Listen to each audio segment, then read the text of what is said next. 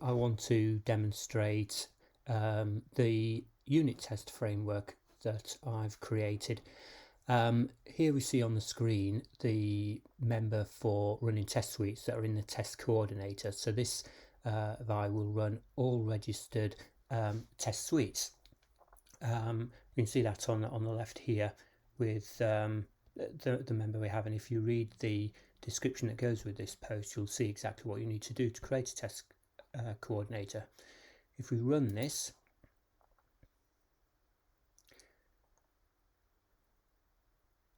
it's now running the test suites, running through all the test suites and all the unit tests that are associated with those test suites, and the responses have come back here, and in this case they've all passed. We can see that here, and the number of passes, this essentially equates to the number of unit tests that are in this test suite.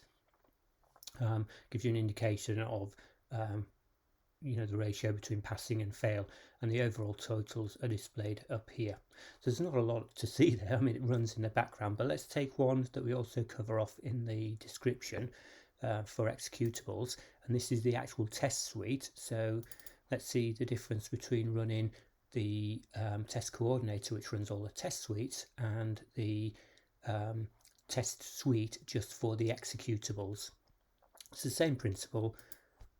When we run it, it will run all the tests for the that have been defined to this test suite. There's quite a few of them, 21. If you sort of cast your mind back to here, for executables, there were 21 passes. If these fail for any reason, it will turn red, and you'll get a message here in the detail to indicate what the actual problem was.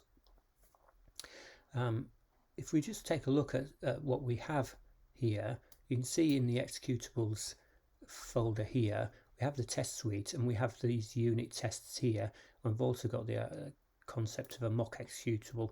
Some of the members on an executable are protected to subclasses, to the parent class and any subclasses, so of course we can't call that from the test framework. So we can create a mock executable,